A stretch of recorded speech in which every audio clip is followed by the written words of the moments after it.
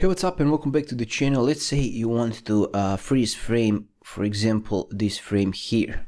To do that, position your playhead where you want to freeze your frame. After that, go to the razor tool or C and cut it here.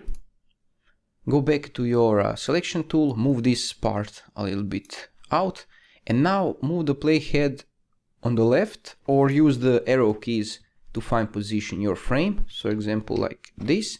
Select your frame that you want to extend, right click and click add frame hold.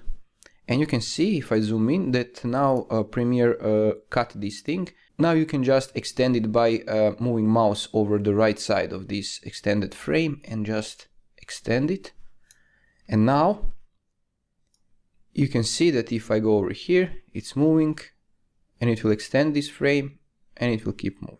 You can also extend a frame here, for example. Just like we did before, move it a little bit, move here, right click, extend frame, click add frame hold, and extend it here.